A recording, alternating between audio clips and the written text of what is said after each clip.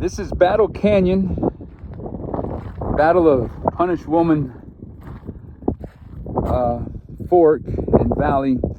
Battle Canyon, 1878. This marks the site of the last encounter in the state of Kansas between Native Americans and the United States troops. Homesick and ill, the Northern Cheyenne, under the leadership of Chief Dullknife and Little Wolf, were trying to return to their former home in the north.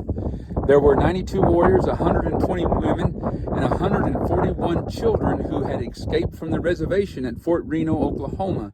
As they came through Kansas, crossing the Arkansas River at Cimarron Crossing, Lieutenant Colonel William H. Lewis, commander at Fort Dodge, was dispatched to capture and return them. On September 27, 1878, the Northern Cheyenne were located at this site.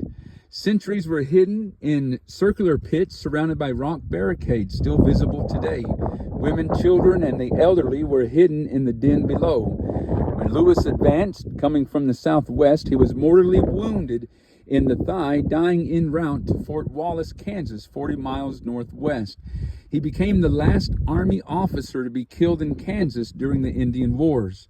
The Cheyenne escaped by night, crossed the Smoky Hill River, fled into Nebraska, and there their parties split.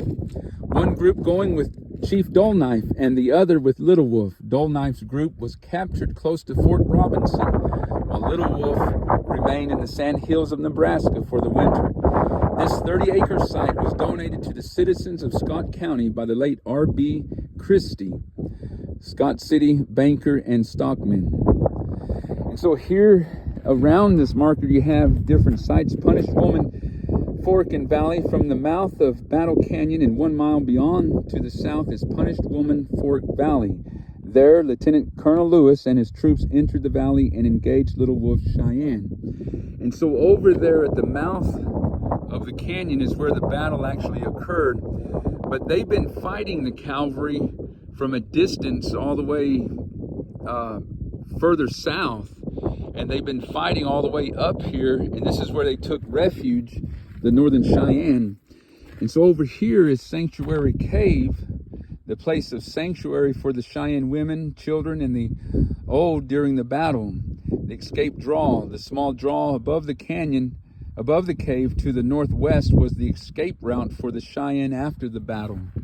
So you can see the escape route that they took, and right there is the canyon. It's down there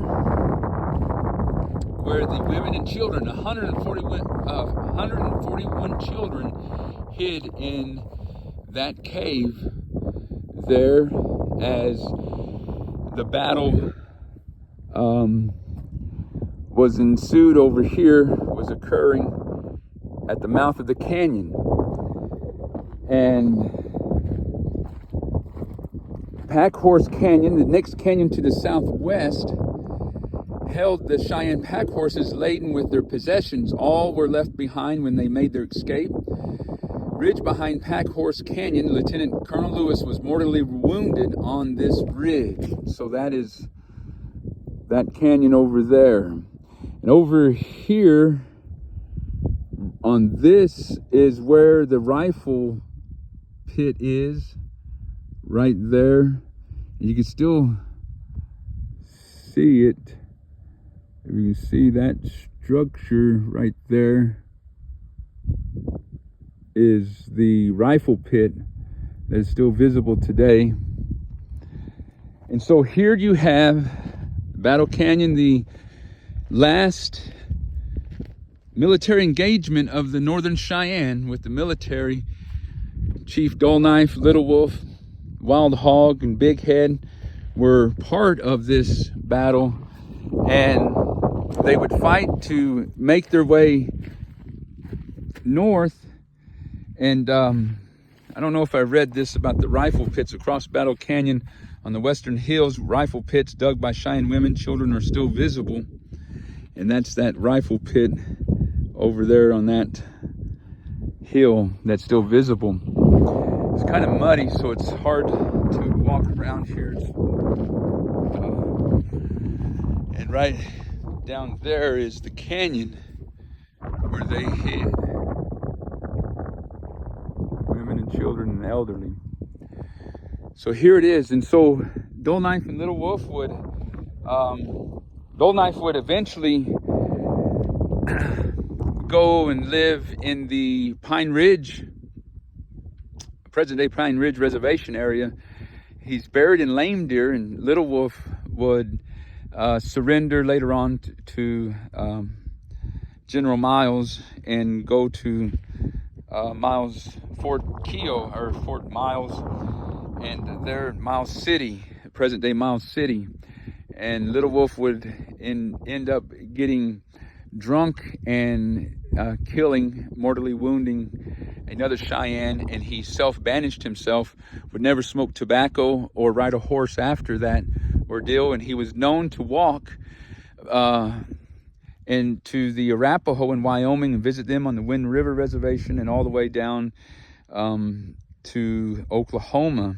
He would still walk that, as he self-banished himself. And one of the restrictions that he gave was not to ride a horse or smoke tobacco ever again. He was a very strategic and intelligent warfare strategist and for the Northern Cheyenne, and a great chief. And Dull Knife was an older chief during this time, and Chief Two Moons and his band were already in Montana, and Two Moons and his group would work as scouts for General Miles to capture the Nez Perce underneath Chief Joseph, and at the Bear Paw there in North Montana, when they was making their escape. And Two Moons would be the one that'd be responsible for getting the Tongue River Reservation designated for the Northern Cheyenne. So this was the area that the Northern Cheyenne were very well familiar with, their hunting area, their home area. And